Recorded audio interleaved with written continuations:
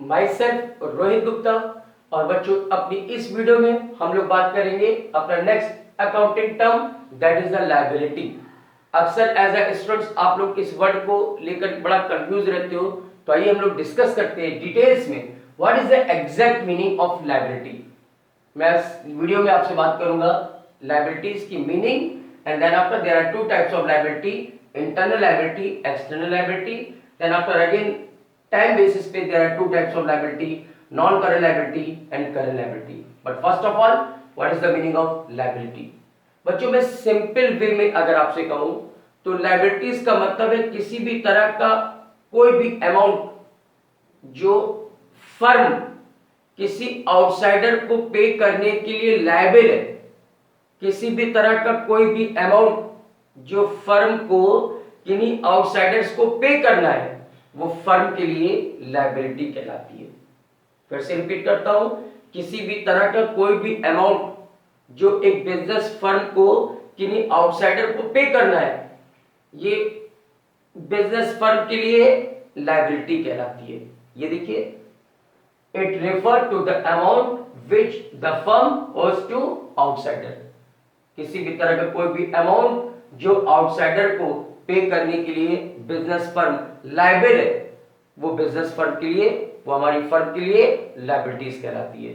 But इसमें excepting the amount owed to proprietor, जो amount हमें प्रोप्राइटर को देना है वो इंक्लूड नहीं होगा, क्योंकि प्रोप्राइटर को जो अमाउंट पे करना है वो कैपिटल कहलाता है।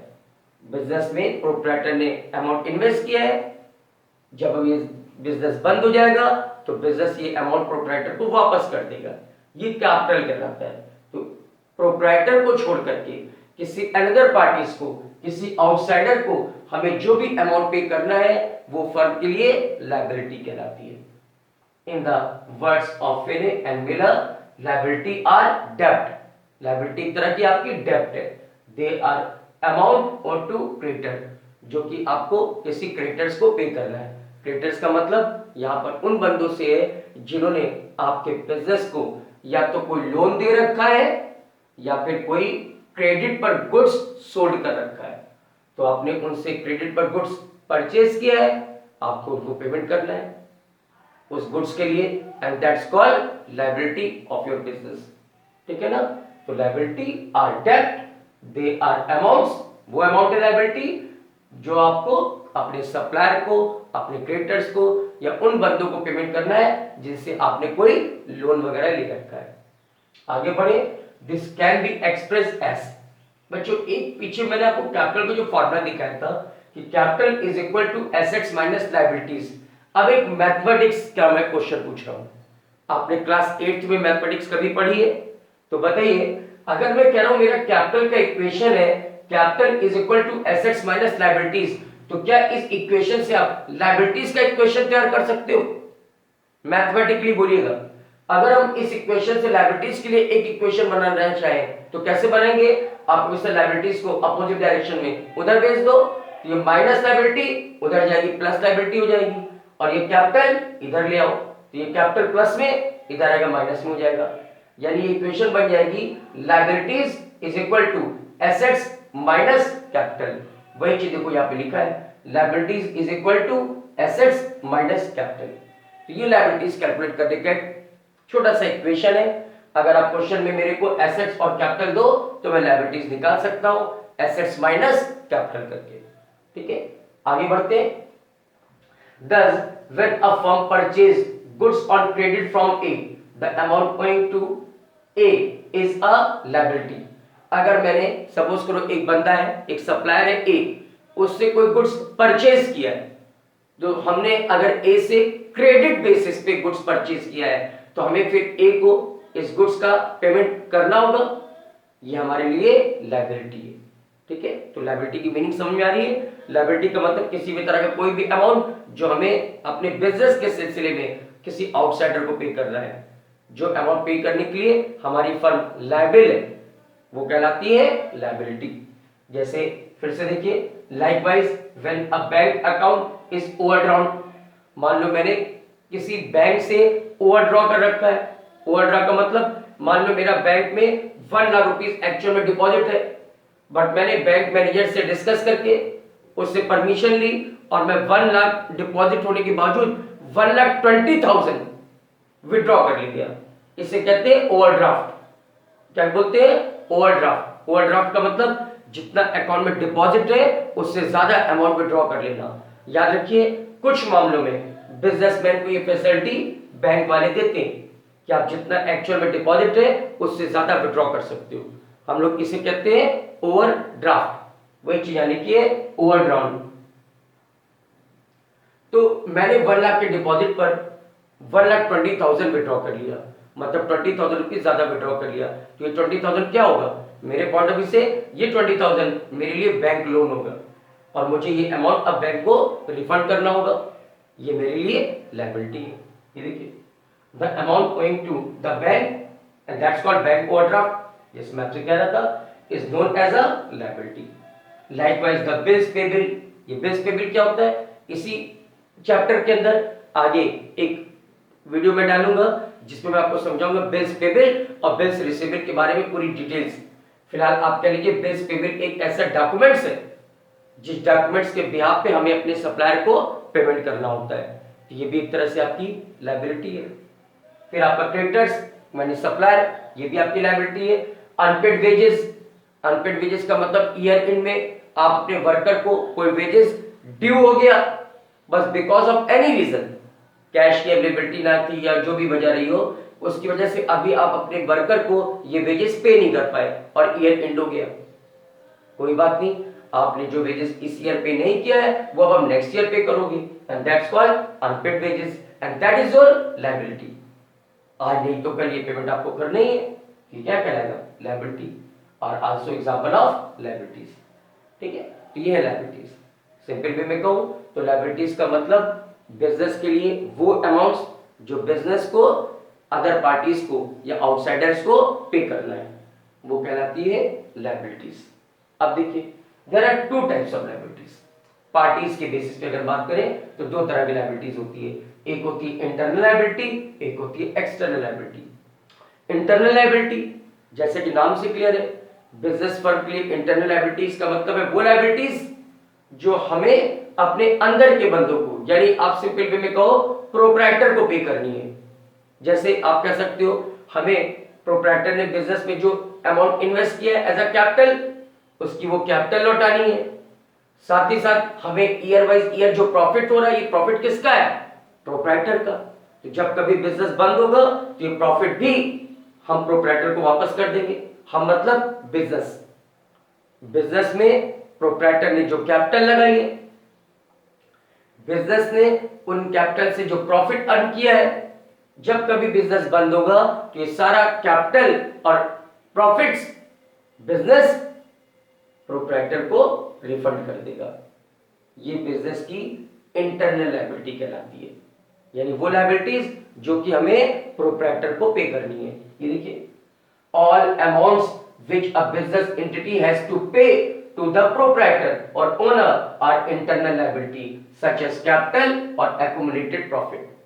accumulated profit का मतलब होता है कि वो प्रॉफिट जो हम ईयर वाइज ईयर अर्न कर रहे हैं, जब कभी बिजनेस बंद होगा तो सारा प्रॉफिट प्रोप्राइटर का है, हम प्रोप्राइटर को दे देंगे and that is the liability of the business and that is the liability towards proprietor and so that is internal liabilities, right? फिर मैं बात करता हूं एक्सटर्नल लायबिलिटीज की। एक्सटर्नल लायबिलिटीज में आती है वो लायबिलिटीज जो हमें किन्हीं आउटसाइडर्स को पे करनी है। जैसे हमने बैंक से कोई लोन ले रखा है तो हमें ये अमाउंट किसको पे करना है? अब बैंक को। हमने किसी सप्लायर से कोई गुड्स क्रेडिट पर परचेज कर रखा है तो हमें सप्लायर को पेमेंट करना है। ये सप्लायर या बैंक, ये लोग कौन है? आउटसाइडर्स एंड दैट्स कॉल्ड, इन्हें जो पेमेंट करना है वो क्या कहलाएगा? External liabilities. All amounts which a business entity has to pay to outsider are known as external liabilities, such as creditors, bank overdraft, loan, etc. तो पहले बच्चों बताइए आपको इंटरनल लायबिलिटी और एक्सटर्नल लायबिलिटी समझ में है? ठीक है, अब बात करते हैं टाइम बेसिस पे। लायबिलिटीज को फिर से दो कैटेगरी में बांटा जा सकता है and that is a current liability and non current liability. अभी पिछले किसी वीडियो में मैंने ये वर्ड यूज किया था करंट लायबिलिटीज, और उसी समय मैंने आपसे कहा था कि जब ये आगे आएगा तब मैं आपको डिटेल्स में समझाऊंगा। अब समझाता हूँ करंट लायबिलिटीज क्या होती है, साथ ही साथ मैं आपको डिस्कस करूंगा कि नॉन करंट लायबिलिटीज क्या होती है। लायबिलिटीज में be further classified into two parts as under. Duration के आधार पर, टाइम के बेसिस पे लायबिलिटीज को हम दो कैटेगरी में अलोकेट कर सकते हैं, that is non current liabilities and current liabilities. पहले बच्चों आप करंट लायबिलिटीज देखो। करंट लायबिलिटीज का मतलब है वो ड्यूज, वो अमाउंट्स जो बिजनेस को किसी भी तरह से बट विद इन 1 ईयर के अंदर पे करना है। वो लायबिलिटी जो एट एनी कॉस्ट आपको 1 ईयर के अंदर अंदर पेमेंट करना है, वो कहलाता है करंट लायबिलिटीज।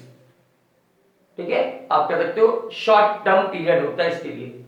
आपको किसी भी सूरत में ये लायबिलिटीज का पेमेंट विद इन 1 ईयर करना है, वो कहलाता है करंट लायबिलिटीज। ये देखिए, current liabilities refer to those liabilities which are to be paid in near future, normally within 1 year. कोई भी लायबिलिटीज जो आपको रिसेंटली पे करना है, नॉर्मली 1 ईयर के अंदर अंदर आपको इसकी पेमेंट करनी ही होगी, वो कहलाती है करंट लायबिलिटीज। जैसे for example bank overdraft, bills payable. फिर से कहूंगा, बिल्स पेबल एक ऐसा डॉक्यूमेंट्स है जो हम सप्लायर को देते हैं और फ्यूचर में उससे कमिटमेंट करते हैं कि ये बिल्स के बेसिस पे हम आपका जो भी ड्यूज है उसका पेमेंट कर देंगे। लेकिन बिल्स पेबल की पूरी पिक्चर आगे की वीडियो में मैं आपको दिखाऊंगा। एनीवे, क्रेडिटर्स यानी सप्लायर, आउटस्टैंडिंग एक्सपेंसेस यानी वो एक्सपेंसेस जो ईयर एंड में ड्यू तो हो गया लेकिन मैं उसका पेमेंट नहीं कर पाया, वो कहलाऊंगा आउटस्टैंडिंग एक्सपेंसेस। नहीं कर पाया because of any reason, cash available नहीं था या जो भी वजह थी, बट नेक्स्ट पीरियड में मैं इसका पेमेंट करने वाला हूं, तो outstanding expenses and short term loan ये कहलाते हैं करंट लायबिलिटीज। सिंपल वे में आप इस पर ध्यान दो, कोई भी लायबिलिटीज करंट लायबिलिटी है या नहीं, ये इस बात पे डिपेंड करता है कि उसका पेमेंट कब होना है। अगर उसका पेमेंट विद इन 1 ईयर होना है तो वो आपकी शॉर्ट टर्म लायबिलिटी यानी करंट लायबिलिटी कहलाती है। तो इसके अगेंस्ट नॉन करंट लायबिलिटी समझ जाएंगे आप, वो लायबिलिटी जिसका पेमेंट होना है लेकिन आफ्टर 1 ईयर, वो लायबिलिटीज आपके ऊपर मोर देन 1 ईयर के लिए है, यानी आपने उसका पेमेंट लॉन्ग टर्म में करना है, वो कहलाती है नॉन करंट लायबिलिटीज। ये देखिए, these refer to those liabilities which fall due for payment in relatively long period, normally after more than 1 year। ऐसी लायबिलिटीज जिसका पेमेंट आपको मोर देन 1 ईयर के लिए करना है, मोर देन 1 ईयर यानी 1 साल के बाद करना है। जैसे हमने कोई बैंक से लोन लिया लेकिन 3 इयर्स के लिए लिया, तो ये क्या कहलाएगा, नॉन करंट लायबिलिटी। मैंने कोई बैंक से लोन लिया लेकिन केवल 6 मंथ्स के लिए लिया, ये क्या कहलाएगा, करंट लायबिलिटी। तो ऐसी लायबिलिटी जिसका पेमेंट आपको विद इन 1 ईयर करना पड़ेगा, वो करंट लायबिलिटी। और वो लायबिलिटीज जिसका पेमेंट आपको आफ्टर 1 ईयर करना पड़ेगा, वो मोर देन 1 ईयर के लिए लिया गया है, वो कहलाएगा non current liability. These refer to those liability which fall due for payment in relatively long period, normally after more than 1 year. For example, long term loan, debenture etcetera. अब फिर आपका जहां फंसा, ये डिवेंचर क्या होता है? बच्चों, आपके अकाउंट्स में इस तरह के टेक्निकल वर्ड्स बीच बीच में आते रहते हैं, क्योंकि आप लोग फर्स्ट टाइम अकाउंट्स पढ़ रहे हो, इससे ये वर्ड बड़े परेशान करते हैं आपको। अभी मैं आपको फिर एक लाइन ही बता पाऊंगा, क्योंकि डिवेंचर पर भी पूरी पिक्चर आगे किसी चैप्टर में आपको दिखानी है, और बिजनेस स्टडी जब पढ़ाऊंगा तो वहां तो पूरा पूरा चैप्टर ही इस डिवेंचर के ऊपर है। अभी आप केवल सुन लें, डिवेंचर एक ऐसा डॉक्यूमेंट्स है जिसके बिहाफ पे हम पब्लिक से लोन लेते हैं for a long period, that's called debenture. Debenture एक ऐसा डॉक्यूमेंट्स है जिसके बिहाफ पे कोई भी कंपनी पब्लिक से लोन लेती है for a long period, and that's documents called debenture. ठीक है, तो ये था बच्चों लायबिलिटीज की मैंने आपसे डिस्कस किया meaning, then after internal liability, external liability party के बेसिस पे, और फिर टाइम के बेसिस पे नॉन करंट लायबिलिटी और करंट लायबिलिटीज। अब इस वीडियो को अच्छी तरह से आप देखिए, और अगर कहीं कोई प्रॉब्लम हो तो बताइएगा। फिलहाल मैं आपको यहाँ पे रोकता हूँ, नेक्स्ट वीडियो में मैं आपसे बात करूंगा एसेट्स और उसकी डिटेल्स की। फिलहाल अभी के लिए इतना ही, thank you and that's all.